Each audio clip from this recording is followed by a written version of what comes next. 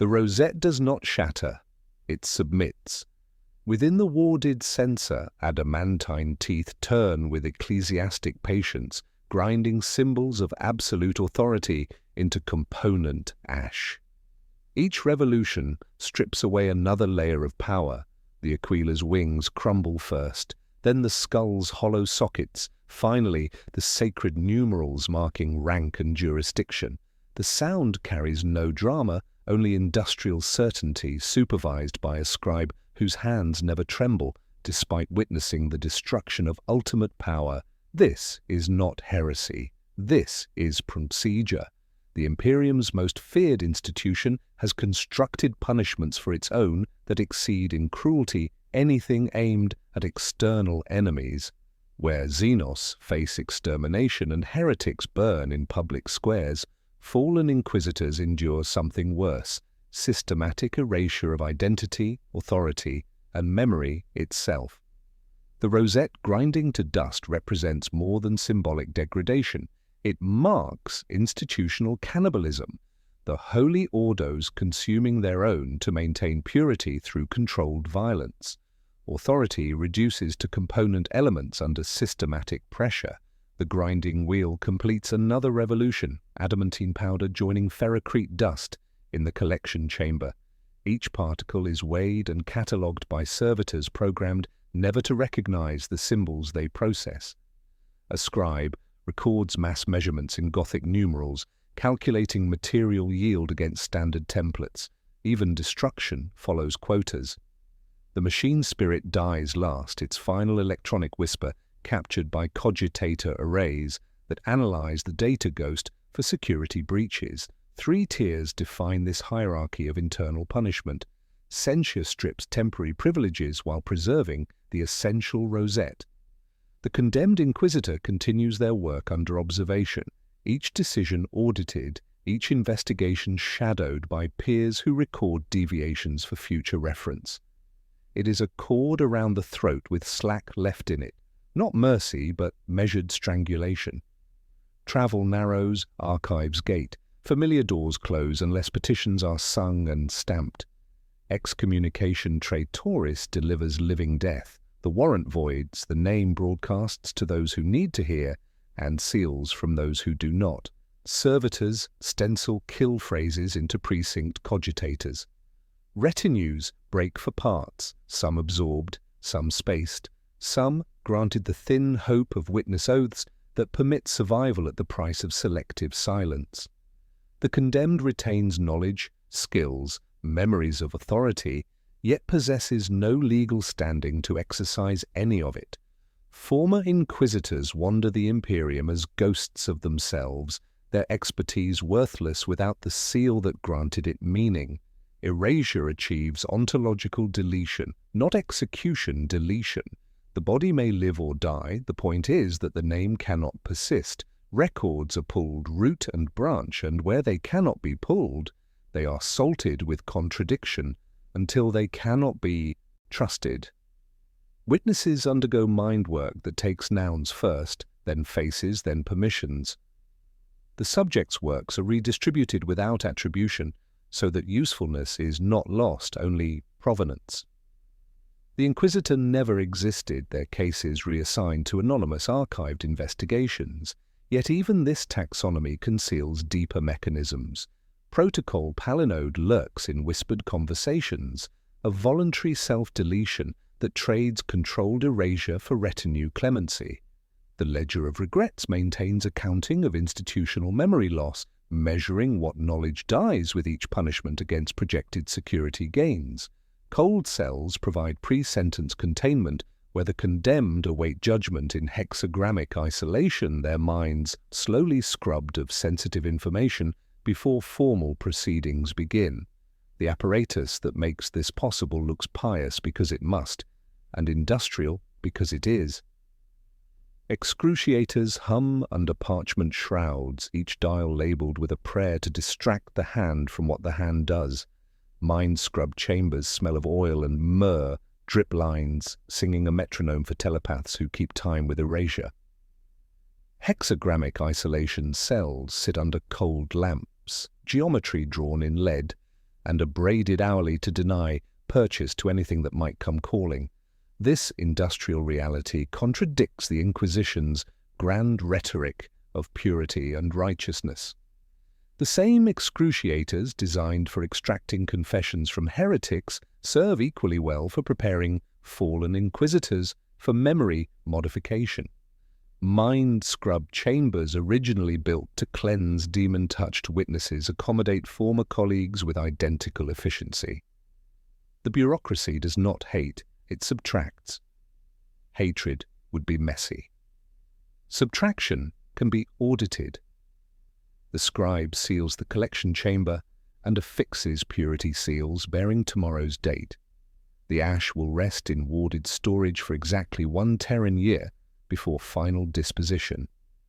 Some powder will strengthen purity brands applied to future sentences. Some will mix into concrete foundations for new inquisitorial facilities. The remainder disappears into classified uses requiring no documentation. Nothing wastes in this economy of symbols.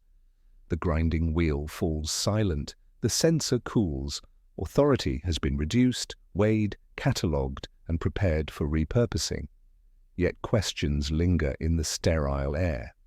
Who possesses the authority to seize an inquisitor's rosette? By what ancient mandate, and what becomes of the ash? Is it truly destroyed or repurposed for darker ends? The authority to seize that rosette flows from documents older than the Imperium itself, writs that grant unlimited power while paradoxically enabling its violent correction.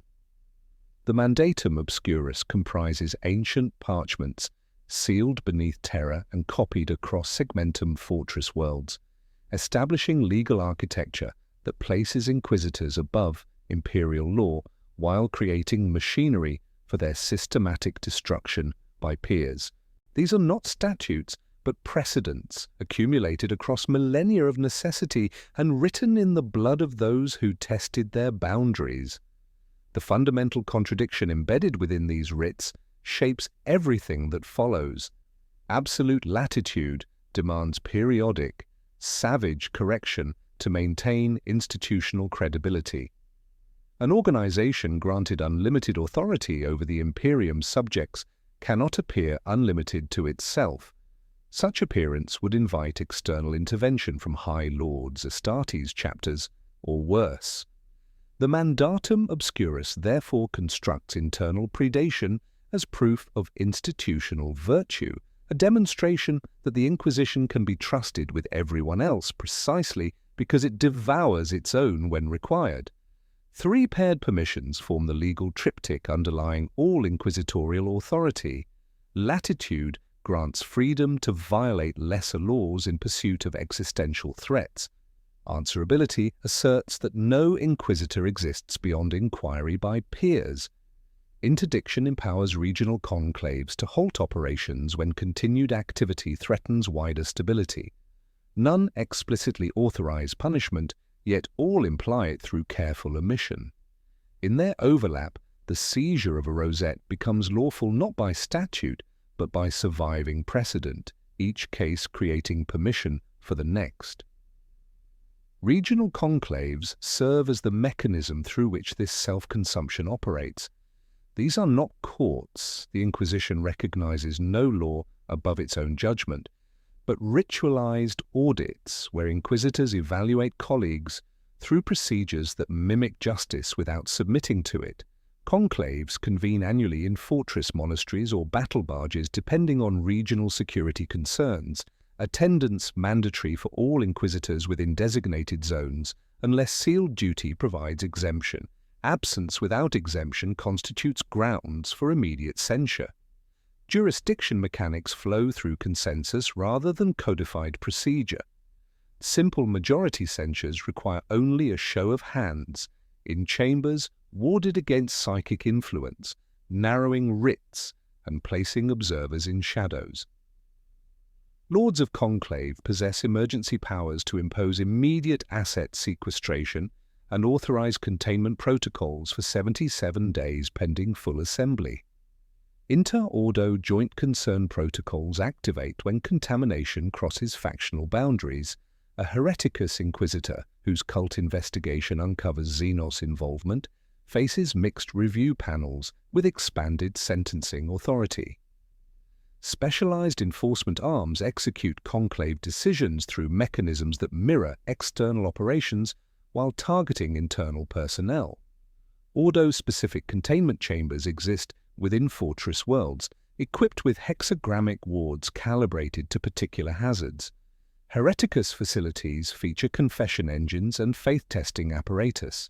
Xenos chambers maintain quarantine protocols and decontamination systems. Malleus installations incorporate demon wards and emergency purification protocols that can sterilize entire wings if containment fails. Contracts with the Adeptus Astra Telepathica provide memory modification services through sanctioned psychers who specialize in selective erasure. These telepaths work under oath bonds, preventing retention of subject knowledge, creating closed loops where sensitive information dies with each procedure. Standard contracts specify 9 pass protocols, removing different memory categories, proper nouns, faces, specific skills, authorities. The process remains surgical, precise, irreversible. Black writs to the Officio Assassinorum represent ultimate enforcement mechanisms. Sealed orders countersigned by Lords of Conclave and authenticated through cryptographic protocols authorize targeted elimination of Inquisitors deemed too dangerous for conventional punishment. Assassins receive targets through encrypted data packets that self-destruct after reading, ensuring no paper trail connects kills to authorization. The bureaucracy supporting this violence operates through administrative channels that disguise judicial functions as routine management. The system works through consensus and custom rather than codified law, creating flexibility that serves institutional needs while generating uncertainty that serves institutional terror. Sequestration orders read like asset audits. Memory modification appears as medical treatment for psychic trauma. Assassination writs masquerade as security assessments. This linguistic camouflage protects operational security while maintaining fiction that the Inquisition polices itself administratively rather than judicially. Yet fundamental questions persist about practical implementation. The Mandatum Obscurus provides legal framework, but conclaves operate without formal rules of evidence, representation, or appeal. Administrative language conceals judicial reality, but transitions from peer review to active punishment follow triggers that remain deliberately obscure. How do these audits function without formal legal framework, and what unseen thresholds transform collegial concern into systematic violence? The questions raised by that grinding rosette find their answers in chambers that deny their own judicial nature through careful architecture and deliberate terminology. These conclave hearings represent ritualized judgment masquerading as administrative review, where the machinery of internal correction operates under the fiction of collegial audit. The authority to seize a rosette flows through these proceedings, where peers judge peers through choreographed violence that maintains institutional credibility while consuming its own. The chamber design itself serves as the first layer of protection and control. Circular walls deny cover or concealment, forcing all participants into equal exposure under the cold light of overhead lumens. Redaction screens shimmer between observers and proceedings, their hexagrammic matrices filtering visual and auditory information to prevent memetic contamination from spreading beyond designated participants. What witnesses see depends on their clearance level. Junior Inquisitors observe shadows and hear voices through translation filters, while Lords of Conclave experience proceedings directly through psychic wards that cost years of life expectancy with each exposure. At the chamber's center, oath benches carved from single blocks of consecrated stone anchor the proceedings in ritual necessity. These surfaces, inscribed with purity seals renewed before each session, serve dual functions as evidence altars and contamination barriers. Documents smoke briefly as blessing oils contact parchment during sanctification. Data slates require individual consecration by tech priests who recite binary catechisms while purging machine spirits of possible corruption. Physical artifacts rest in blessed containers that prevent direct contact while permitting examination, each item transformed from potential hazard into admissible evidence through ritualized purification. Memory seals hang from the rafters like pale fruit, their psychic matrices ready to activate when proceedings breach certain thresholds of dangerous knowledge. When broken, these seals flare and bind forgetfulness to specific phrases, preventing contagion from leaving the room while allowing general awareness of outcomes to persist.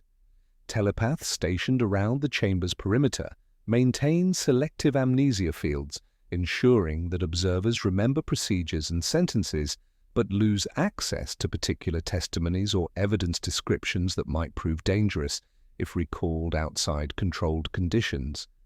No advocacy exists within this system because the Inquisition recognizes no authority qualified to represent its members except themselves. The accused stands alone at the inner rail, Rosette already surrendered, flanked by adepts with blank faces and scarred ears marking selective, deafening procedures. Questions arrive as statements rather than inquiries, and permitted responses divide cleanly into three categories: confession, recantation, or defiance. Each choice carries predetermined consequences, though severity depends on factors deliberately obscured to maintain institutional uncertainty. Confession acknowledges error and accepts correction, triggering administrative processing through established protocols.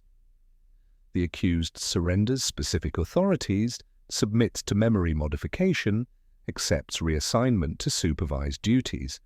Recantation denies charges while submitting to investigation, initiating extended surveillance, where the accused continues normal duties under covert observation while evidence accumulates. Defiance rejects conclave authority entirely, activating immediate sequestration and emergency protocols that treat the subject as potentially compromised beyond redemption. Courtry voting transforms collective judgment into shared culpability through ritualized scarification that binds each participant to decisions through permanent physical marking. Beside the dais stands a steel tripod bearing the heated brand, its head carved with the sigil of assent. When discussion ends, each Inquisitor presents steps forward, takes the brand, and presses it against treated vellum or their own flesh. The heat leaves dark blossoms, marks of individual assent and collective responsibility that will be recorded in the ledger later. Sometimes the brand burns paper, more often it burns skin, ensuring that participants carry physical reminders of their decisions into whatever futures await. Evidence presents unique challenges when dealing with psychic contagion and memetic hazards that make truth itself potentially infectious. Before any testimony, decontamination begins through incense that scours thought, litanies chanted in alternating meter to disrupt memetic cadence, and timed blink patterns on screens to sever entrainment. Witnesses speak into grills that record phonemes but blur timbre, later replayed as shapes of speech rather than recognizable voices. Documents undergo purification rites that sometimes render text illegible, while artifacts tainted by Xenos contact require quarantine procedures that prevent direct examination. Truth becomes secondary to safety, creating proceedings where evidence disappears during the process of making it safe to consider. From these proceedings emerge consequences that extend far beyond immediate punishment. Protocol quarry surfaces in administrative language as sanctioned hunting of censured inquisitors whose continued existence poses unacceptable risks. Quarry declarations void all protections normally extended to inquisitorial personnel, marking targets as legitimate prey while testing loyalty networks that might harbor fugitives. Silentium orders represent legal prohibition against remembering specific names or cases deemed too dangerous for continued existence in institutional memory, activating automatically when certain thresholds are crossed and triggering immediate selective memory modification on all participants.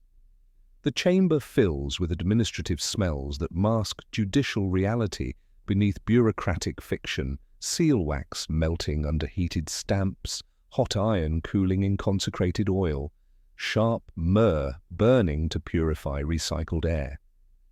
Necessity catechisms punctuate proceedings at regular intervals, their recited formulas providing time for memory seals to activate while reinforcing the administrative fiction that frames judicial proceedings as management decisions. Scribes record everything in language that transforms accusations into audit findings, testimony into data assessment, sentences into personnel reassignment, vocabulary that creates documents reading like bureaucratic reports rather than criminal proceedings. Yet the machinery operates through consensus and custom rather than codified law, creating flexibility that serves institutional needs while generating uncertainty that serves institutional terror. Sequestration orders read like asset audits. Memory modification appears as medical treatment for psychic trauma. The choreography contains danger by ritualizing it, translating judgment into maintenance through administrative camouflage that protects operational security while maintaining fiction of self-policing rather than self-consumption. Critical questions emerge from this system's deliberate obscurity.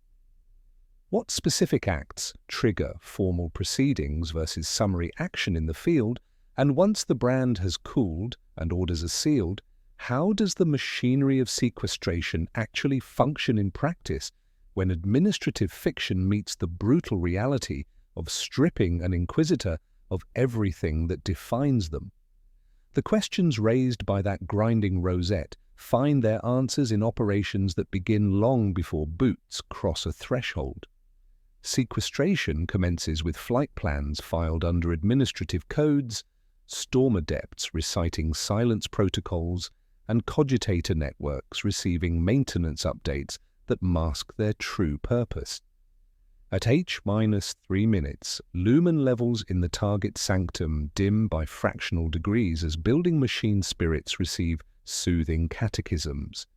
At H-1, specialists in matte black carapace ghost along corridors, their void silent boots carrying them toward doors that will not explode but simply sigh as wards are stroked in precisely calibrated sequences. The rosette dies before its bearer comprehends the danger. Storm adepts deploy hexagrammic chains from blessed reliquaries, each link inscribed with binding runes renewed that morning by scribes who forget their work before evening prayers. The chains wrap around the artifact while it still hangs against the Inquisitor's chest, their psychic matrices flaring briefly as they sever connections between symbol and authority. The bearer feels severance as physical pain, a hollow ache where absolute power once resided, followed by terrifying silence of prayers that receive no answer. Authority collapses systematically, permissions dissolving in measured sequence, seal, cipher, sigil, sanction. The rosette becomes inert adamantine, its weight unchanged, but its meaning evacuated completely. Cogitator arrays throughout the sanctum begin mirroring data vaults before corruption can spread through network connections. Tech priests deploy sanctified data engines that copy archives while scrubbing them of memetic hazards, creating sanitized versions for institutional use while quarantining originals for specialized review. The process requires precision timing. Too slow and contaminated data spreads, too fast and valuable intelligence disappears into purge protocols. Binary catechisms synchronize the copying process with blessed chronometers, ensuring each data packet transfers cleanly without carrying dangerous knowledge into wider imperial networks. 3 sequestration tiers reflect institutional assessment of threat, and contamination. Limited action strips specific assets while permitting continued function under observation. Armories lock, archives gate, travel, narrows to prescribed corridors, but basic authority persists pending review. Comprehensive action detains entire retinues and freezes operational assets, effectively paralyzing investigation apparatus while preserving it for potential restoration. Terminal action treats the subject as bound for processing, triggering complete asset dissolution and immediate transfer to cold cell containment, where rehabilitation becomes impossible and survival depends entirely on institutional mercy. The cold cells themselves represent architectural manifestations of institutional paranoia, designed to contain personnel whose knowledge makes them too dangerous for conventional imprisonment. Each cell requires 13 different locks employing separate key disciplines to prevent any single authority from accessing detained personnel without broader consensus. One demands a mechanical key cut with imperfections that form prayers in negative space. Another opens to gene chants keyed to specific organ tones. A third requires liturgical responses spoken by tongues that have recited the lines exactly 100 times. The temporal lock listens for moments that arrive only when particular celestial alignments cross designated coordinates. Others accept coins of heat, beads of blood, measured weights of silence. The geometry inside denies straight lines and sympathetic echoes. Walls drink sound, floors rebuke footsteps. Rosettes undergo cataloguing that transforms symbols of ultimate authority into inventory items stored like fallen suns in institutional ledgers. Each artifact receives measurement of physical weight and psychic resonance, the latter detected by specialized auspexes that record spiritual energy even after machine spirit death. Storm adepts note serial numbers, manufacturing dates, previous bearers when records exist, contamination levels determining storage requirements. The process strips mystique through bureaucratic precision, reducing holy symbols to data points that will rest in warded wells beneath fortress monasteries, vertical vaults cut through bedrock and lined with sigil steel, each singing different subsonic notes, each sealed with wax containing trace ash from prior dissolutions. Through this machinery of dismantlement moves a figure whose steady hands belie the dissolution occurring around her. The chirurgeon acolyte continues duties as Storm Adepts inventory medical supplies and seal pharmaceutical stores, her training asserting itself against terror of watching absolute authority evaporate.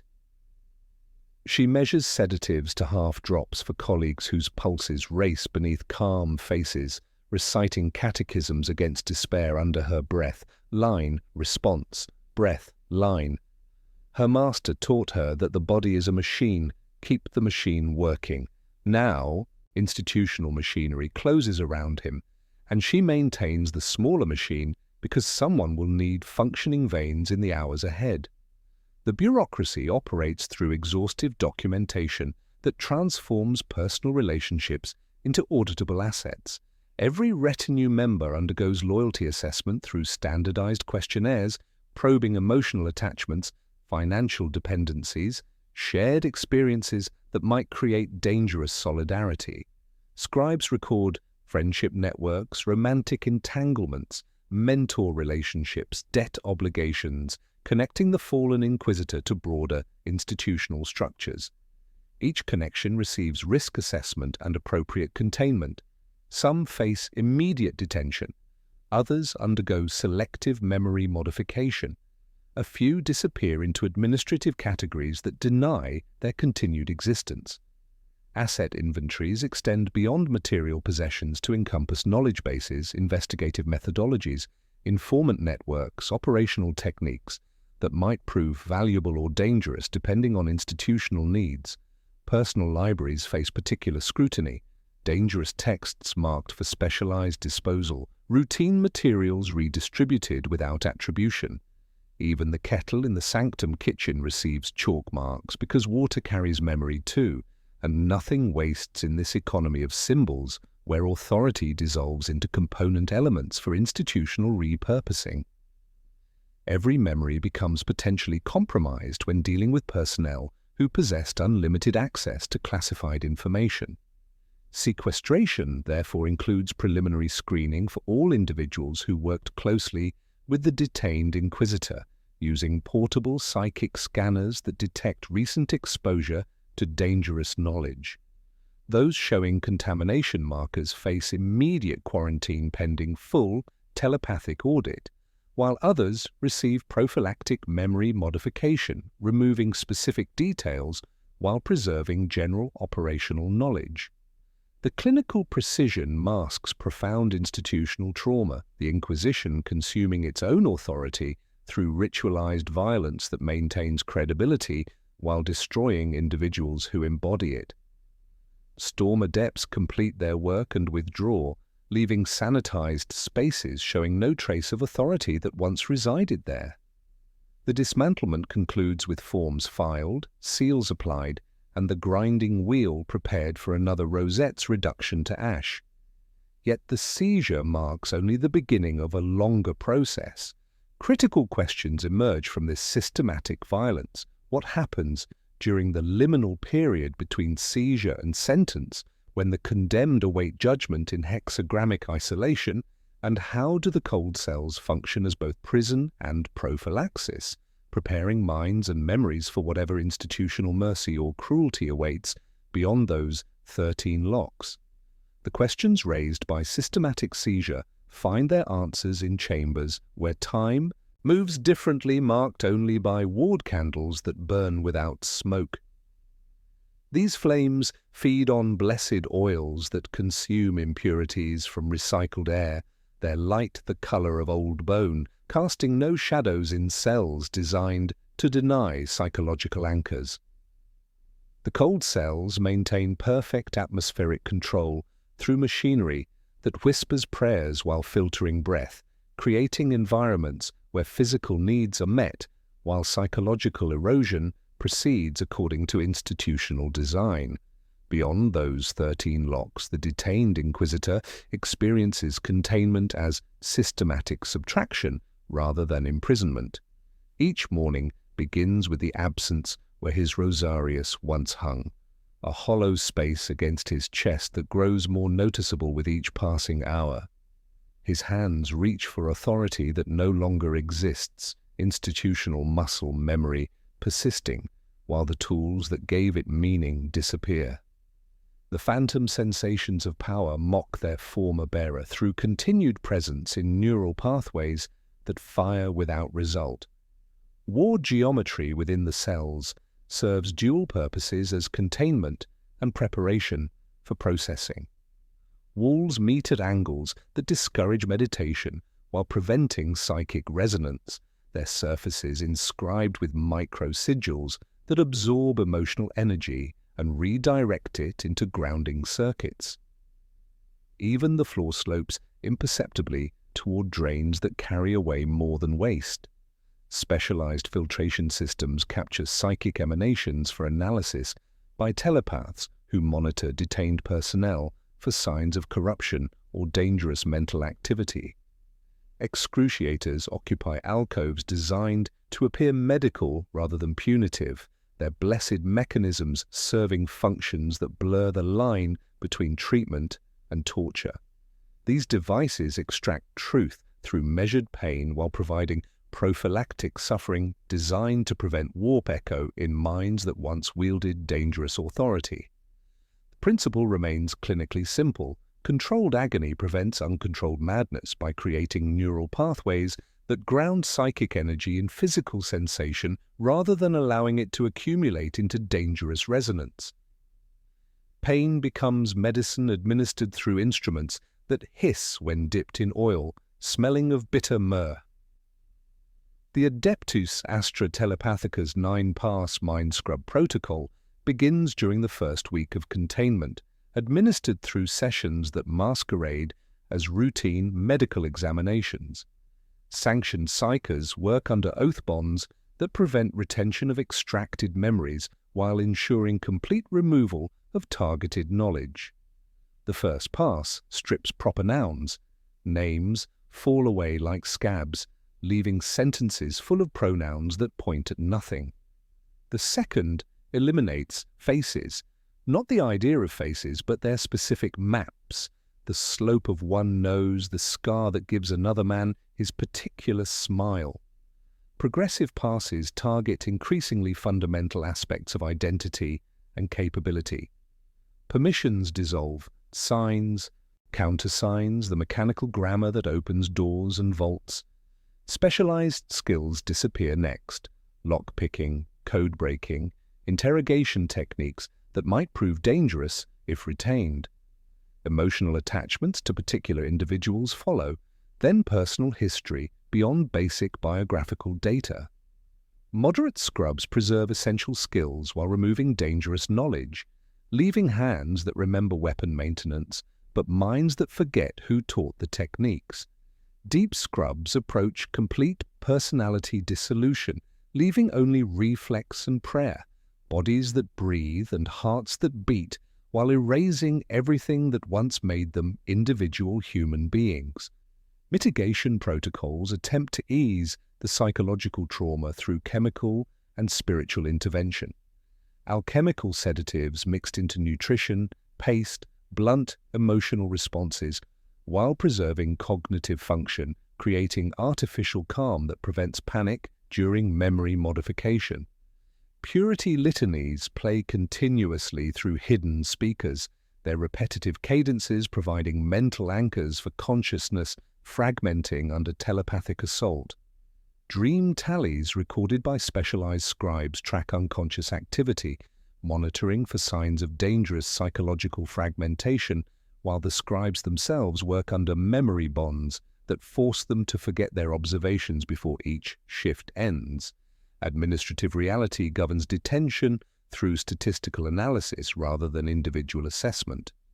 27 days represents median pre-sentence confinement based on institutional experience, measuring time required for complete psychological preparation. Longer periods indicate external consultation with high lords, other ordos, or specialized authorities whose involvement often proves lethal regardless of final sentence. Extended confinement becomes sentence itself, as minds subjected to prolonged isolation and memory modification rarely survive intact regardless of official disposition. The psychological erosion proceeds through carefully calibrated stages. An interrogator finds himself pacing the confines of his cell, hand instinctively reaching for the rosarius that is no longer there. Each step across cold, hexagrammic flooring becomes a reminder of dissolved identity, each absence reinforcing powerlessness while preparing him for whatever reduced existence awaits. He catalogues his day to prove it exists, the scrape of meal trays, brief heat when ward candles are replaced, the pulse of his own blood during the third hour before lights dim. Yet even within this machinery of controlled dissolution, unofficial systems emerge to serve needs that official protocols cannot acknowledge. Grey economies grow in institutional seams, scribes accept favors they will not remember, leaving extra dream tallies unfiled so nightmares can be told to human ears rather than ledgers. Guards add minutes to scheduled exercise loops so condemned personnel can feel distance with their legs. Telepaths promise to aim shallow cuts if certain seals appear, promises that are also threats because shallow cuts leave memories that itch. These economies raise critical questions about institutional mercy versus weaponization. Memory modification can rescue loyal retainers from poison absorbed by standing too close to dangerous words, preserving enough function while erasing enough trauma to permit sleep. The same protocol, calibrated deeper, can cut a network's head from its body without drawing blood, returning dangerous minds to harmless labor while their knowledge evaporates across 9 carefully partitioned passes. Sometimes the deepest kindness is annihilation. Sometimes the smallest erasure proves worse than death. What grey economies emerge around the machinery of censure when institutional personnel develop informal methods for managing systematic violence? And when does memory modification become mercy rather than weaponization, a kindness that erases unbearable knowledge versus a tool that destroys inconvenient witnesses? The questions raised by systematic memory modification find their answers in shadow currencies that grow like fungus in damp institutional masonry. When names can be excised in 9 passes and authority ground into powder, survival demands instruments that move as quietly as the scrubs and the chains. Inquisitorial ecosystems adapt to internal predation through unofficial mechanisms that serve needs the formal system cannot acknowledge: insurance against erasure, hedges against dissolution, small mercies that preserve fragments of loyalty when larger structures collapse. Testaments of ash represent the most sophisticated form of posthumous insurance, sealed letters deposited in cogitator caskets that wake only when psychic resonance from the author's rosette ceases. The parchments rest in wax mixed with trace rosette dust, creating sympathetic links that trigger automatic release when their creators face erasure. Servitor quills draft them under dictation that pauses between oaths so nothing damning survives a single breath. Some testaments protect retinues through revelation of patron crimes. Others threaten institutional stability through exposure of systemic corruption. The institution tolerates them because they create predictable detonations rather than chaotic blasts. Oath trades follow, conducted inside chapels where candles gutter and ink dries fast. Retinue members pledge conditional service to rival patrons in exchange for protection should their primary master face censure. A savant might agree to transfer archives to a designated inquisitor if her current master disappears. An interrogator could promise tactical consultation in exchange for sanctuary for his acolytes. These arrangements require careful negotiation through intermediaries who specialize in managing conflicting obligations without creating actionable betrayal. The trades remain dormant until activation conditions trigger, creating insurance policies that preserve institutional knowledge while protecting vulnerable personnel from complete dissolution. Scribal corruption represents perhaps the most pervasive adaptation, where administrative personnel launder reputations through careful manipulation of duty rosters and operational records. For a fee payable only as favors, since coin is dangerous in ledgers, names migrate from prisoner manifests to itineraries. The phrase "absent on sealed duty" becomes bureaucratic arbitrage, trading the risk of exposure for potential rewards of future debt. Specialized forgery networks produce documentation supporting these fictions, creating paper trails that satisfy casual audit while concealing systematic reputation management. The scribes forget what they do by design, their ink remembers. Red hour keys represent the darkest form of institutional insurance.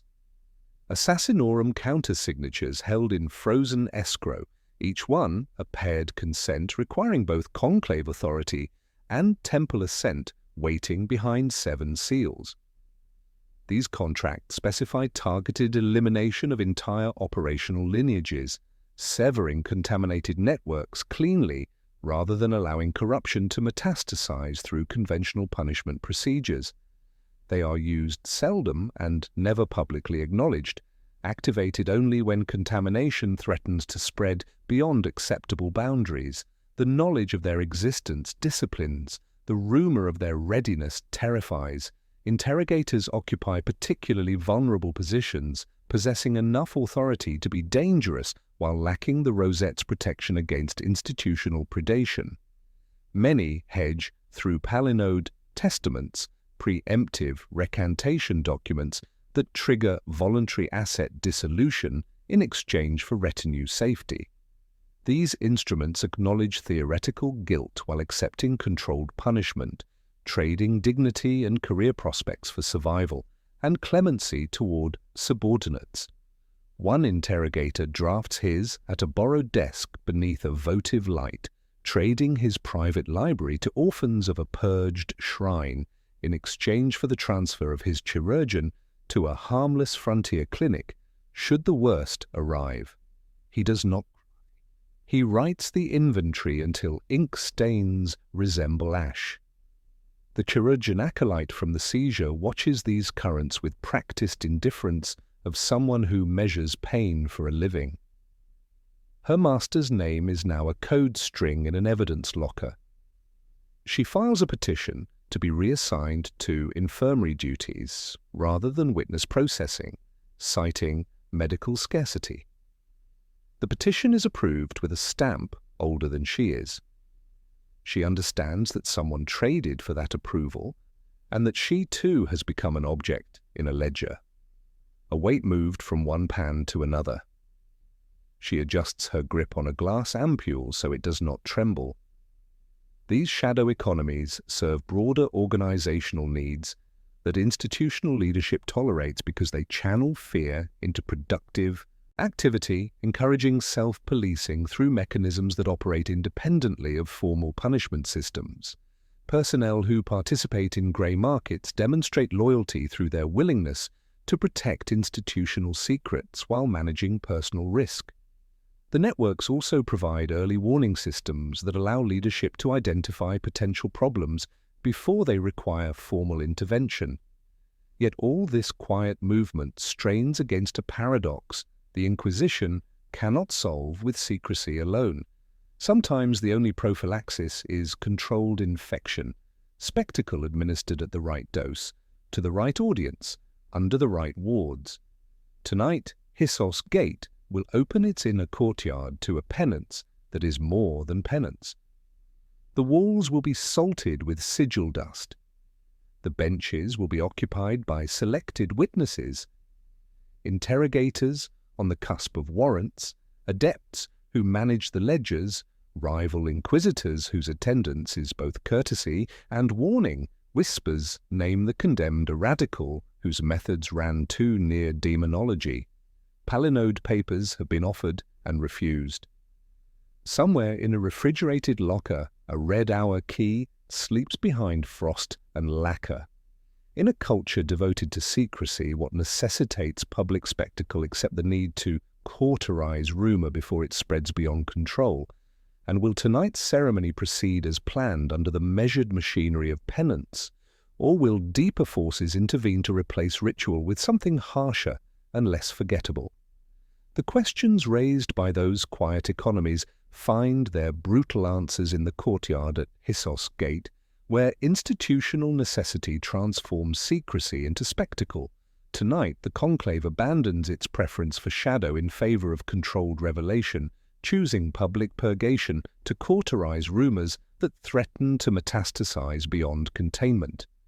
The condemned is Radical Inquisitor Kraith, whose investigations into demonic possession crossed boundaries that exist for reasons written in blood and institutional memory. His methods approach demonology too closely, creating contamination vectors that require cleansing through fire rather than the quiet dissolution of cold cell processing. The inner courtyard transforms into an arena of judgment through meticulous preparation that began at dawn. Hexagrammatic sand has been combed into perfect geometric patterns, iron filings mixed throughout catching altar lumens like frost on dark soil. A chain dais hangs 3 meters above the pattern on cables braided with purity seals, each link inscribed with binding runes that prevent warp echo during proceedings. Tech adepts assembled the platform with ritual precision, their movements choreographed to avoid disrupting ward lines drawn in blessed chalk around the courtyard's perimeter. Catechists occupy stone benches carved from monastery foundations, their voices weaving purification litanies that create acoustic barriers, preventing mimetic contagion from spreading beyond designated boundaries. The chants follow ancient cadences designed to disrupt demonic speech patterns, while providing psychological anchors for observers who might otherwise succumb to terror or institutional vertigo. Each verse builds upon the last, creating harmonic resonance that strengthens ward fields while preparing the air itself for whatever words might be spoken before fire claims them. Witnesses arrange themselves according to careful protocol that balances necessity against security concerns inherited from shadow currency networks. Kraith's retinue stands in the front rank behind hexagrammic grills, not yet prisoners, but no longer free, their positions marking them as potential contamination vectors requiring immediate observation. The chirurgeon acolyte maintains steady hands despite watching her master's authority dissolve in real time. Behind them, interrogators on the cusp of warrants study proceedings with expressions that reveal nothing while cataloguing everything for future reference. Kraith arrives without shackles, but without rosette, his wrists bound by chains of rosarious beads threaded through with hexed wire that prevents psychic resonance. He appears smaller than rumor described, as radicals do when deprived of apparatus and context, yet his eyes retain the dangerous intellect that brought him to this precipice. A Lord of Conclave reads charges as inventory rather than indictment, transforming accusations into liturgical recitation where each crime against imperial doctrine becomes another verse in the litany of institutional betrayal. The critical moment arrives with the offer of palinode, voluntary recantation that would trigger controlled asset dissolution in exchange for clemency toward his retinue. The crowd holds breath that tastes of incense and fear, while Kraith considers words that could save lives at the cost of admitting contamination. His refusal comes as a single inclination of the chin, almost polite, carrying the weight of secrets that could reshape conclave power structures. The chain's rosarious beads click once against bone, and somewhere a scribe draws a line that will never be erased. Ward smoke begins to shiver in patterns outside prescribed rubrics, responding to disturbances that have nothing to do with wind or temperature. One catechist falters by half a syllable, then corrects, but the damage spreads through harmonic resonance like cracks in blessed glass. Auspec's readings spike beyond normal parameters as psychic pressure builds toward dangerous thresholds that threaten containment protocols designed to prevent exactly this scenario. Silent killadepts emerge from concealment positions that observers never suspected, their void black armor marking them as temple assets rather than inquisitorial personnel. The Red Hour key has been activated, its paired authorities agreeing that contamination requires surgical excision rather than ritualized purification. The crowd recognizes the shift from ceremony to execution through changes in posture and positioning that speak louder than any announcement could. Kraith's retinue fractures under pressure of recognition that their master's death has been predetermined by authorities beyond the conclave's immediate control. One acolyte breaks rank, stumbling toward the dais before guards restrain him with blessed shackles. The chirurgeon drops to her knees in prayer, reciting litanies against despair, while tears streak her face with salt that might have been drawn from hexagrammatic sand beneath her master's feet. A third maintains perfect stillness, understanding that survival depends on becoming invisible until machinery of consequence completes its work.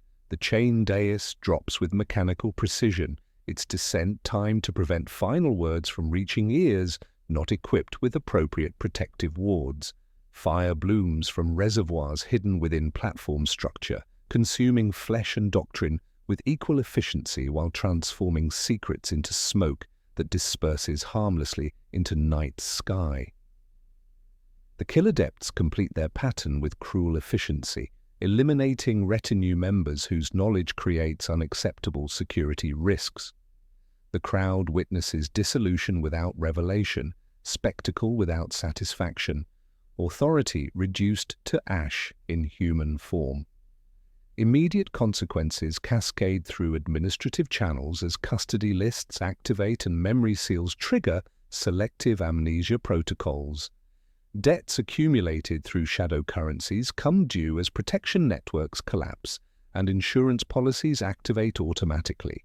Scribes record witness attendance for future reference, while telepaths monitor crowd reactions for signs of dangerous sympathy or contamination that might require additional processing. The fire burns until nothing remains but questions that linger in smoke-scented air. Was the Red Hour key activated as mercy, preventing dangerous palinode that might have revealed institutional secrets, or as harsh a sentence that eliminated contamination through methods bypassing conventional justice entirely? The answer lies in understanding Protocol Palinode's operational reality rather than its administrative fiction. What is Protocol Palinode operationally beyond its public description as voluntary recantation, and why do many condemned choose it despite costs that extend far beyond personal dissolution? Who authorized the Red Hour key that transforms ceremony into execution?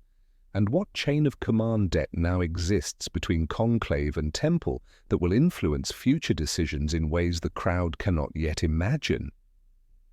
The questions raised by that burning dais find their answers in documents that never survived their signing.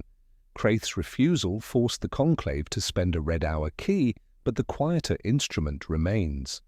Protocol Palinode represents not confession, but binding recantation coupled to directed cascade, systematic asset liquidation, retinue clemency, erasure of being, investigative vectors and self-limitation clauses including controlled mind scrub administered under medical fiction. The fire at Hissos Gate prevented not mercy, but a different kind of dissolution, one that would have preserved institutional knowledge while erasing the man who carried it. The operational reality of Palinode extends far beyond public understanding of voluntary recantation. Those who sign commit to systematic self-destruction, administered through institutional machinery that transforms individual erasure into organizational prophylaxis. The cascade operates through 4 pillars that convert chaos into calculus: asset liquidation, zeros accounts, impounds ships, inventories armories, and scrubs provenance from institutional records. Archives transfer to designated heirs who receive knowledge without contaminated sourcing, creating institutional amnesia that protects operational security while maintaining functional capability. Retinue clemency grants named subordinates conditional protection through transfer to benign postings, witness oaths in place of treason charges, transport chits leading away from blast zones created by their master's dissolution. Investigative vectors undergo systematic erasure, informants are rolled into other operations, cells collapse under controlled conditions, false endings seed local records to prevent reconstruction attempts. Finally, self-limitation clauses bind the subject to controlled mind scrub, removing permissions and techniques that could reconstitute dangerous knowledge networks. The controlled mind scrub under Palinode differs from cold cell regimens by targeting authority rather than identity. Proper nouns disappear, but so do sigils, countersigns, authorization grammars, the mnemonic architecture upon which dangerous knowledge hangs. Moderate cuts preserve craft while erasing methodology. Deep cuts remove the capacity to teach or transfer hazardous techniques.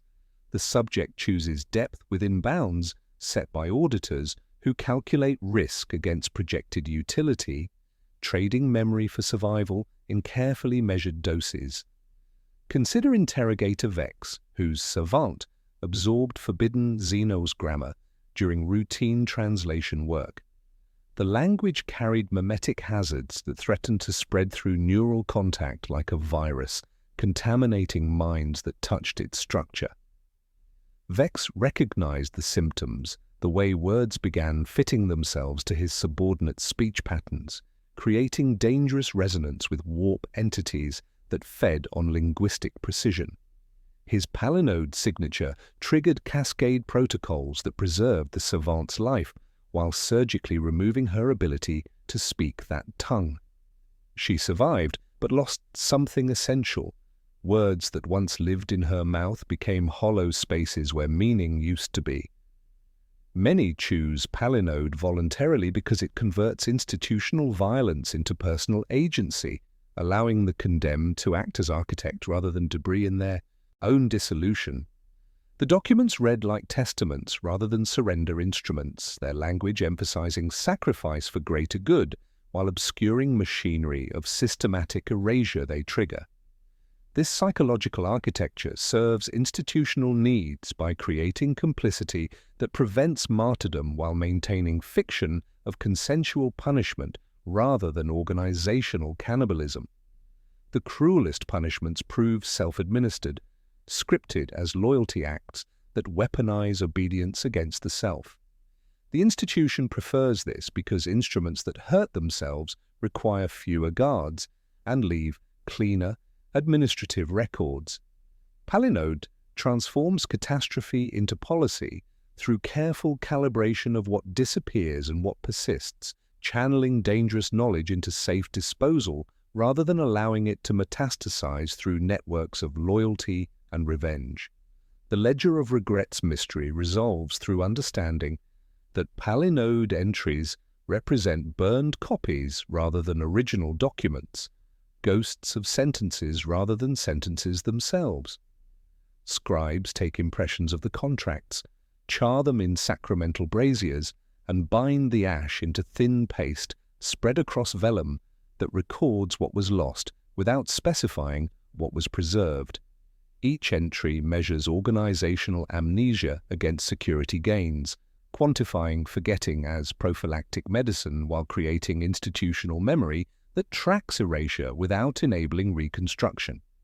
Institutional logic drives this system through recognition that controlled erasure prevents chaotic contamination more effectively than conventional punishment. Better a living seal than a martyr whose last words seed new cults. The Conclave tolerates palinode because it creates predictable detonations rather than chaotic blasts, satisfying the ledger by making losses measurable while preserving institutional investment in training and knowledge that can be safely repurposed. The chirurgeon acolyte from Hissos Gate understands these calculations as she files her reassignment petition. Her master's refusal to sign palinode triggered alternative protocols that treat her as potential contamination vector rather than protected dependent. She will face processing designed for her rank, penance manufactoria, where medical skills serve institutional needs under controlled conditions, or frontier postings where isolation prevents knowledge transfer while preserving utility. Yet the hierarchy extends downward through ranks where rosettes never hang, raising questions about currency different levels offer when institutional machinery demands payment. If inquisitors pay with identity and memory, acolytes trade in rougher coin, their bodies, their silence, their capacity to forget on command. How are lower-ranked personnel processed when their superiors choose systematic self-destruction rather than face conventional punishment?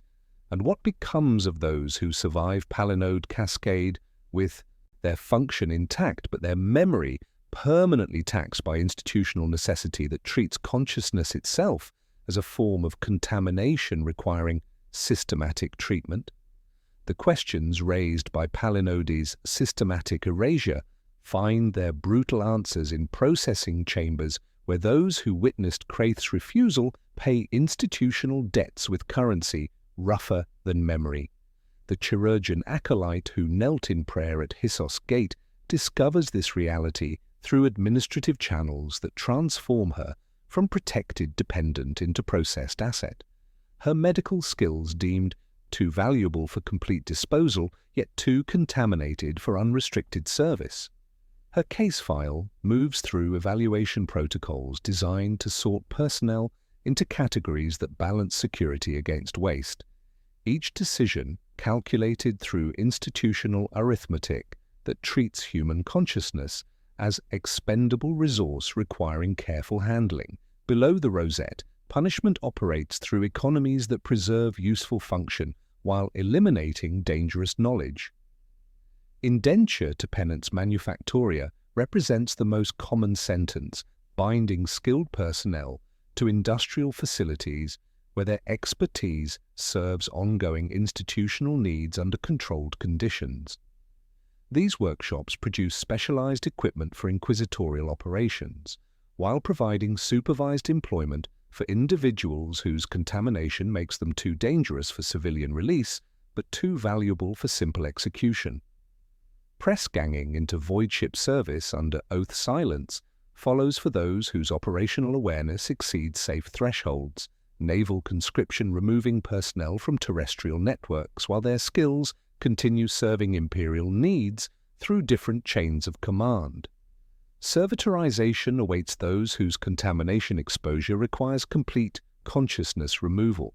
The process preserves motor function while destroying higher cognitive processes through lobotomization that leaves hands remembering weapon maintenance while minds rest in blessed emptiness. Witness oaths represent more sophisticated punishment, using alchemical modification to create selective speech barriers that prevent discussion of specific topics while preserving general communication ability. The treatments target neural pathways associated with particular words, creating physical revulsion when subjects attempt to vocalize forbidden knowledge. Sharp task deployments consume acolytes as expendable specialists in operations accepting high casualty rates, their deaths serving institutional needs while appearing as operational casualties rather than formal punishment. The chirurgeon acolyte undergoes 9-pass memory scrub administered under medical fiction, the process stripping names and roots while preserving skills essential to her assigned function. The first pass removes proper nouns. Her master's name becomes aching void. Colleagues transform into familiar faces attached to nothing. Geographic knowledge follows, leaving her unable to navigate back to locations harboring dangerous associations. Personal relationships dissolve into emotional echoes without specific attachment, creating loneliness that cannot name its source. Yet her hands retain muscle memory for weapon maintenance despite conscious mind losing access to training contexts. She can field strip a las pistol blindfolded but cannot remember who demonstrated the technique or why such knowledge seemed important. The draft for her witness oath tastes of copper and leaves, settling like frost along her palate as the adept recites barred phrases. The clauses prove precise, dates she cannot recall, titles of books that no longer exist in her memory, countersigns that once opened doors now sealed against her knowledge. If she attempts to form those shapes again, the gland at her tongue's base will flood her system with paralysis and silence, biological enforcement of institutional security that requires no guards or surveillance. Assignment to Frontier Chapel, maintaining purity seals she cannot read, represents cruel efficiency in action. Her medical training serves the outpost's needs, while geographic isolation prevents knowledge transfer to unauthorized personnel. She tends the seals through muscle memory, following written procedures that describe actions without explaining purpose. Warm wax, pressed with precise pressure. Geometry maintained through motions divorced from meaning. At night, she catalogues absences as discipline learned in cold cells, subtraction that remains of her training. The bone number registry mark, burned into skin behind her left ear, identifies her as processed personnel, requiring Silentium protocols if captured by hostile forces. The mark appears as decorative scarification to casual observation, while serving as instruction regarding appropriate handling procedures. Should she fall into enemy hands, the number triggers automatic memory wipe protocols, preventing extraction of residual institutional knowledge through interrogation or psychic probe. Hard institutional truth governs these calculations. Survival correlates directly with remaining useful after removal from original context. Numbers like hers appear in ledger margins as accounting entries measuring lost function against gained security, each processed acolyte representing investment written off against risk mitigation. The mathematics remain clinical even when subjects retain enough awareness to understand their reduction to variables in institutional equations. Those whose skills transfer easily to frontier service face reassignment. Those whose knowledge proves too specialized disappear into administrative categories, denying their continued existence. Yet the hierarchy extends upward to personnel possessing authority without rosettes, raising questions about different currencies institutional machinery demands. If acolytes pay with bodies and silence, what price due would be? Inquisitors offer when their expertise makes them simultaneously indispensable and inadmissible? How do interrogators, rosette heirs who never inherit, face denial without spectacle when their knowledge makes them too dangerous for promotion but too valuable for disposal? And what are long watches that end careers without killing while serving institutional needs, requiring competent personnel in positions offering no hope of advancement or escape? The questions raised by acolyte processing find their answers in corridors where rosettes never hang despite decades of service. Interrogators occupy the most precarious position in inquisitorial hierarchy, possessing enough authority to be dangerous while lacking the rosette's protection against institutional predation. For them, punishment arrives not through spectacle or processing, but through systematic denial that transforms career advancement into comfortable oubliette. The denial of ascension becomes sentence itself, creating living ghosts who serve institutional needs while accepting permanent exclusion from the authority they helped create. Records marked provisional carry weight beyond their administrative language, branding interrogators as perpetual candidates whose competence remains forever under evaluation. The designation follows them through decades of service, appearing on duty rosters, assignment orders, and pension calculations as reminder that institutional trust remains conditional despite proven loyalty. Provisional status denies access to certain archives, restricts travel to designated sectors, and prevents command of operations exceeding prescribed thresholds. Most crucially, it bars participation in conclave proceedings, ensuring that those who understand institutional machinery cannot influence its direction. Reassignment to long watch postings represents institutional exile disguised as essential service.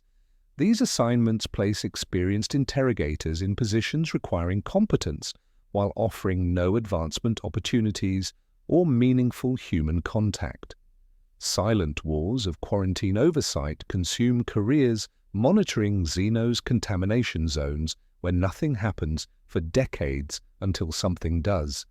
Dead world observation assignments, station personnel on lifeless planets cataloging atmospheric changes, and mineral surveys that contribute to databases no living human will consult. Endless archival triage sorts millennia of accumulated documentation into categories that exist only to justify the sorting, creating busy work that resembles purpose while achieving nothing beyond containing dangerous knowledge within institutional boundaries. The ordeal of thrice.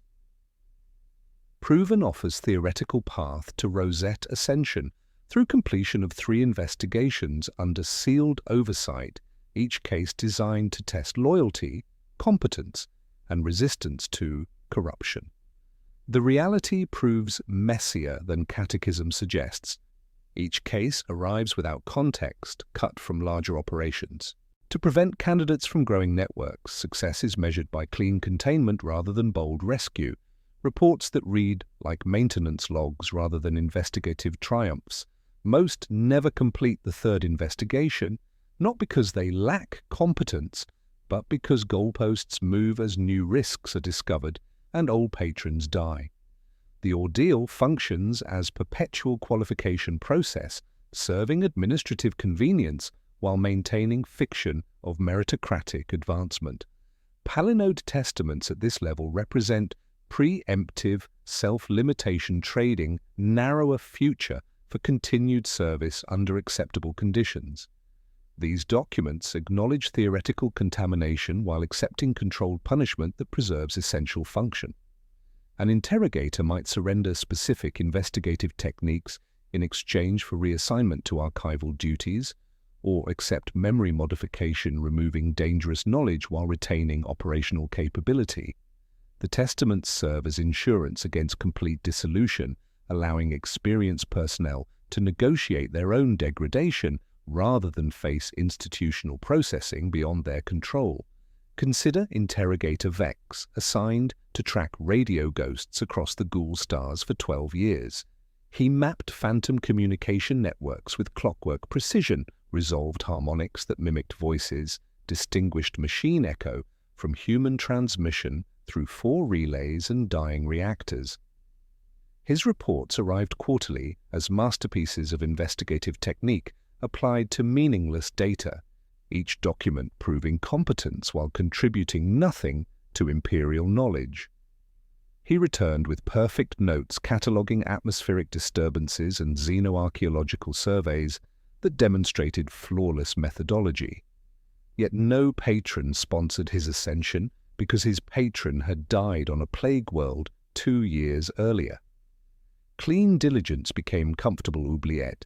The door shut softly so he would not notice the lock.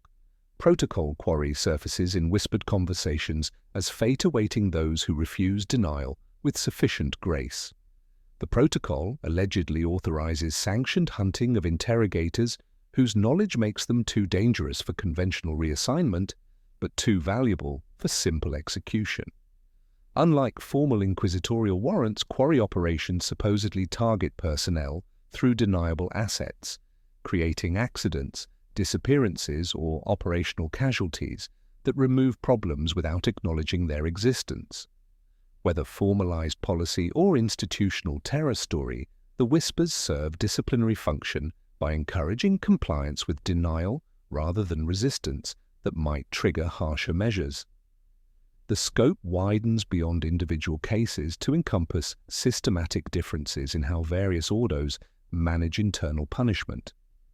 These variations reflect doctrinal priorities that shape institutional culture through different approaches to correction, containment, and control. Each approach serves broader organizational needs while creating distinct cultures of fear that influence behavior through different psychological mechanisms. How do Hereticus, Xenos, and Malleus vary punishment doctrine to reflect their distinct missions and operational requirements? And is protocol quarry formalized policy hidden within classified administrative procedures or institutional terror story designed to encourage compliance through fear of consequences that may not actually exist? The questions raised by Interrogator Exile find their answers in doctrinal variations that reflect each ordo's mission and the threats they face. Different predators cultivate different styles of feeding, and the Inquisition's 3 primary branches have evolved distinct approaches to consuming their own. Where institutional machinery remains constant, the application varies according to theological foundations and operational priorities, creating 3 ways to break personnel that feel inevitable within their respective logic systems.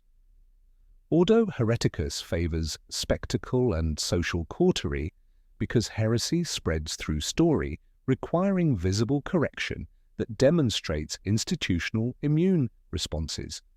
Auto de fe ceremonies like Hissos Gate serve dual functions as individual punishment and collective education, transforming personal dissolution into prophylactic theatre. Penance trains transport condemned personnel between shrine worlds while displaying them to civilian populations, creating mobile confessionals where institutional justice becomes public reinforcement of orthodox behavior. Public palinodes broadcast through Vox networks allow entire sectors to witness voluntary recantation, their transmission deterring sympathizers while demonstrating that even shepherds can be sheared when purity demands sacrifice. The Hereticus approach treats corruption as ideological contagion requiring social inoculation through controlled exposure to institutional violence. Their processing facilities incorporate amphitheater architecture, where punishment becomes performance, with memory modification calibrated to preserve confessional capacity while removing dangerous knowledge. The spectacle serves institutional needs by converting individual tragedy into collective alignment, using fear as surgical tool to excise heretical thought before it metastasizes through community networks. Ordo Xenos maintains hygienic precision, reflecting their focus on contamination, containment, rather than ideological correction. Vivisectional security audits dissect operational networks with clinical methodology, removing contaminated elements while preserving clean tissue for continued function. Memory excision around dangerous lexicons prevents linguistic contamination from spreading through personnel networks, creating selective amnesia that eliminates hazardous knowledge while maintaining operational capability. Exile to watch stations orbiting quarantined artifacts serves dual functions as punishment and prophylaxis, placing contaminated personnel where their expertise serves institutional needs while geographic isolation prevents further spread. Xenos punishment doctrine treats corruption as medical condition requiring surgical intervention rather than moral failing demanding public correction.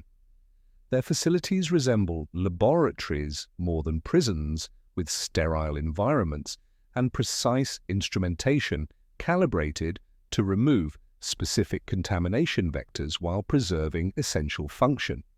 Condemned personnel undergo systematic decontamination through procedures that blur treatment and torture, emerging as sanitized versions of themselves with dangerous knowledge surgically excised but basic competence intact.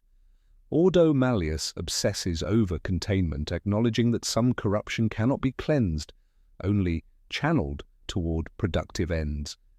Hexorcism binds condemned personnel to protective ward networks, transforming them into living components of containment systems that use their corruption as power sources for defensive matrices. Binding to wards as living seals places demon-touched inquisitors in positions where their contamination serves prophylactic functions, their presence strengthening barriers against entities that might otherwise breach institutional defenses. Extremists, diabolus declarations mark peers whose corruption exceeds containment thresholds, authorizing immediate termination through methods that prevent warp echo or demonic resurrection. Malleus facilities incorporate blessed architecture designed to contain rather than cure, with hexagrammic cells that transform occupants into components of larger defensive systems. Their theology of pressure acknowledges that warp-touched threats linger beyond death, requiring punishments that match their persistence through controlled suffering that keeps lids on boiling pot. Protocol quarry emerges from these doctrinal variations as formalized policy rather than institutional terror story, representing sanctioned culling that declares censured inquisitors' warrants void while marking persons as open to elimination by any imperial agent. The protocol functions not as sport but as network flushing mechanism, exposing loyalty lines through systematic elimination that tests institutional relationships while removing contaminated elements. Quarry declarations are rare, deniable, and always kill beyond their immediate targets by forcing associates to choose between complicity and resistance, revealing true loyalties while severing entire networks under administrative camouflage. Returning to Hissos Gate clarifies the strategic calculation behind Kraith's execution. The Red Hour Key prevented Palinode Cascade that would have erased critical operational knowledge during ongoing war against Xenos incursion threatening 3 systems. Kraith's recantation would have triggered automatic memory modification, removing demon-binding techniques essential to current operations, creating security gap that enemy forces could exploit. His death preserved dangerous knowledge within institutional control while eliminating the contaminated individual who developed it, demonstrating how institutional violence serves strategic, rather than purely punitive, functions. This revelation illuminates the ledger of regret's true purpose as a counting system measuring erasures not just of people but of knowledge chains, connecting operational capability to institutional memory. Each entry quantifies what disappears against what persists, tracking amnesia as prophylactic medicine while maintaining records that prevent complete loss of essential knowledge. The ledger functions as institutional nervous system, monitoring memory modification and personnel elimination to ensure security measures do not exceed organizational capacity to function effectively. What exactly populates the ledger of regrets beyond personnel records and knowledge inventories, and who maintains this accounting system that tracks institutional amnesia while preserving enough memory to prevent organizational collapse through excessive security measures that consume the very capabilities they seek to protect? The questions raised by doctrinal variations find their answers in pages that smell of ash and arithmetic, revealing the ledger of regrets as something far more complex than simple historical record. This is not a volume but a distributed nervous system, copied and cross-referenced across warded vaults that deny each other's existence while serving the same institutional organism. The ledger lives in cogitator arrays whose machine spirits are blinded to content, maintained by cognate scribes who undergo memory modification after each shift to prevent comprehension of the institutional amnesia they oversee. Each entry maps vectors rather than memorializing deeds, recording names alongside linked cases and projected harm if dangerous knowledge persists within institutional memory. The logic governing these calculations inverts conventional understanding of punishment and consequence. Regret is measured in futures averted rather than pasts punished. One entry might trace a heretic sermon existing on Vox cassette, projecting 500 listeners. If copied, 2 regimental mutinies if its cadence reaches hive underhabs, and the cost in counter-insurgency if permitted to spread. Another logs demon-binding techniques preserved through controlled dissemination to 3 specialists whose loyalty exceeded contamination risk, ensuring operational continuity while eliminating the originator through red hour key activation. The ledger serves active institutional management through consultation protocols that scope acceptable erasure levels. Palinode authorization requires cross-reference with prior entries to determine memory modification depths that preserve essential function while removing dangerous knowledge. Silentium orders reference existing cases to prevent cascading amnesia that might eliminate entire knowledge chains through excessive caution. Red hour key timing depends on projections, calculating optimal elimination moments that minimize collateral damage to ongoing operations while maximizing security benefits through network disruption.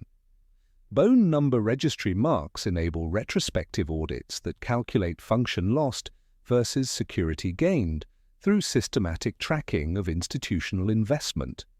The chirurgeon acolyte's mark connects to entries quantifying her medical training against contamination risk, creating actuarial assessment feeding back into policy refinement that adjusts punishment protocols based on measured outcomes rather than theoretical projections. These audits reveal the fundamental contradiction underlying the entire system. An institution based on memory and suspicion systematically consumes its own memory for purity. The Inquisition exists to remember what others forget: heretical cults, Xenos infiltration patterns, demonic manifestation signatures accumulated across millennia of vigilance. Yet internal security apparatus operates through forgetting, erasing dangerous knowledge through procedures that preserve immediate safety while potentially eliminating future capability. The ledger tracks this contradiction without resolving it, creating a accounting system that measures institutional self-consumption while acknowledging its necessity as disciplined dread pretending to be mathematics. Economic fallout manifests through operational inefficiencies that compound over institutional time. Investigations stall when authors disappear, and successors cannot read the handwriting left behind, forcing reconstruction of knowledge chains from fragmentary records. Duplicated labor blooms as separate cells, barred by silentium from speaking names, unknowingly chase the same cult across continents while arriving weeks apart to consecrate identical ruins. Rivalries harden into policy when missing archives become terrain to be held rather than shared, creating disputes that might have been resolved through access to erased documentation. Psychological costs accumulate as personnel develop adaptive behaviors, prioritizing survival over curiosity.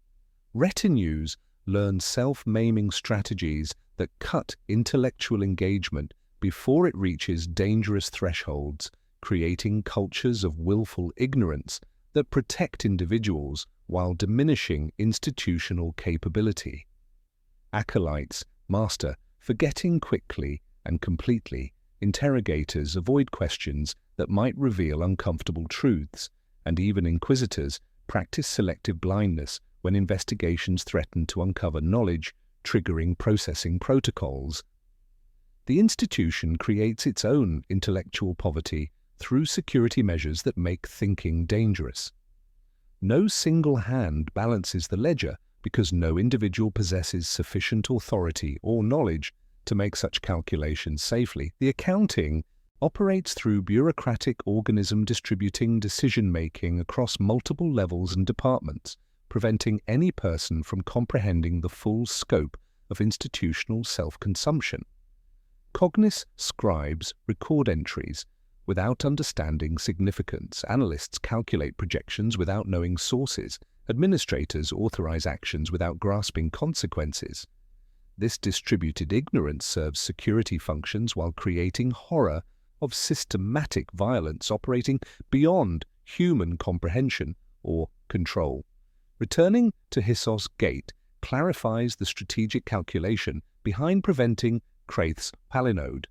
The cascade would have erased demon-binding techniques essential to 3 ongoing war fronts, creating security gaps that enemy forces could exploit during active operations. His execution preserved dangerous knowledge within institutional control while eliminating the contaminated individual who developed it, demonstrating how institutional violence serves strategic rather than purely punitive functions. The ledger entry records this as futures averted through controlled application of red hour protocols. Yet the grinding wheel that reduced authority to ash raises final questions about institutional courtesy extended to those who once wielded absolute power. The rosettes undergo processing that transforms symbols of ultimate authority into components serving ongoing institutional needs, their disposition representing the last mercy the Inquisition grants its own. Where do seized rosettes ultimately go after reduction to component elements? And why is their final disposal called courtesy rather than destruction? And what creed teaches endurance when memory itself becomes taxed commodity, requiring careful management to prevent institutional collapse through excessive security measures that consume the very capabilities they seek to protect? The questions raised by institutional accounting find their final answers in chambers where symbols of absolute authority await transformation rather than destruction. Seized rosettes descend through warded wells cut deep into fortress monastery bedrock, their adamantine cores singing different subsonic prayers as they settle into storage matrices designed to preserve material while severing spiritual connections. These vertical vaults exist beneath every major inquisitorial facility, their locations recorded in ledgers that burn themselves after reading, creating distributed networks that prevent complete loss while denying comprehensive knowledge to any single authority. The rosettes rest among their own kind like a constellation of extinguished suns, waiting in iron cradles until disposition protocols determine their fate through calculations balancing security against utility. Those deemed suitable for reissue undergo purification rites administered by artisans in warded gloves, their machine spirits exercised through catechisms that teach forgetfulness while preserving essential function. The process strips contaminated associations while maintaining structural integrity, creating hollow vessels ready for new bearers whose loyalty exceeds suspicion thresholds. Lineages survive this way, broken and resoldered, histories of obedience written in solder seams that connect past authority to present need. Others face ritual dissolution through processes designed to prevent counterfeit while preserving valuable materials. The grinding wheel that opened this investigation reveals its true purpose through systematic recycling that transforms authority into components serving institutional continuity. Cores are unpinned, logic cages unmeshed, sanctity bled out under litanies, promising sleep without echo. The adamantine powder mixes with seal wax used for future purity brands, creating physical links between past dissolution and current punishment that bind institutional memory through material continuity. Additional particles strengthen concrete foundations for new facilities, literally building future authority upon the remains of past failures. The last courtesy operates through dual meaning, encompassing both condemned and retinue, mercy distributed according to institutional calculation rather than humanitarian impulse. For the condemned, courtesy manifests as procedural creed teaching dignified approaches to death or diminished life, guidance transforming institutional violence into personal agency through structured choices. The unwritten rules specify what to confess without triggering cascade effects, what to forget voluntarily rather than through forced modification, how to protect subordinates through careful testimony that shields rather than exposes. The Creed provides roadmap for controlled dissolution. Speak what kills rumor, swallow what births contagion, confess vectors, not triumphs, name debts that can save the living, choose depth of cut and stand to it. For retinues, courtesy arrives through clemency, via palinode, bearing erasure's cost, allowing loyal subordinates to survive their master's dissolution through voluntary memory modification, removing dangerous associations while preserving essential function. The Chirurgeon Acolyte's frontier assignment represents this courtesy in action, her medical skills preserved through controlled amnesia that erases dangerous knowledge while maintaining utility. Her bone number registry mark serves as permanent receipt for this transaction, reminder that institutional mercy carries permanent costs measured in memory and possibility. Protocol Quarry receives final confirmation as formalized policy rather than institutional terror story, existing for network revelation through systematic elimination that exposes loyalty lines while demonstrating consequences of resistance. When censured Inquisitors are declared open to elimination, the resulting operations force every contact to choose between complicity and resistance, revealing true allegiances while severing contaminated networks under administrative camouflage. Quarry always kills beyond immediate targets, purging entire operational chains, while teaching brutal loyalty lessons that extend far beyond simple punishment. Cold cells close their loop through revelation that most occupants face reassignment to silence rather than release or execution. The 13 locks protect institutional investment by preserving trained personnel through controlled modification that maintains utility while removing danger. Few emerge unchanged, but most emerge functional within parameters established by institutional need, transferred to frontier chapels maintaining seals they cannot read, quarantine stations cataloguing cargo by weight and smell, archive vaults dusting boxes never to be opened. The final image mirrors the opening through recursive completion, demonstrating institutional continuity despite individual dissolution. In a scriptorium lit by ward candles producing no smoke, a junior scribe seals a drawer containing processed documentation, her movements precise, despite never understanding the significance of her duties. She crosses a name from an unread ledger, ink still wet from entries she will not remember creating. Her lips move in quiet recitation of the endurance creed learned during orientation. The Emperor protects through forgetting. Memory serves. Ignorance preserves. Service continues. Duty endures. The grinding wheel falls silent. Authority reduces to ash. Ash becomes wax. Wax becomes seal. Seal becomes new authority. This is cognitive closure revealing inquisitorial punishment as containment system rather than justice mechanism. Institutional immune response preserving organizational capability through systematic consumption of its own components when they threaten the whole.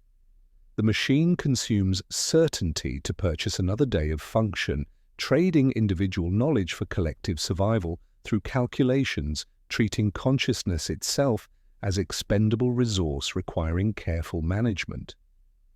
The rosette that opened this investigation completes its transformation from symbol of absolute power to component serving institutional continuity. Nothing wastes in this economy of symbols where authority dissolves into elements supporting future operations, memory erases to preserve essential ignorance, and the Inquisition maintains itself by consuming what it was to become what it must be.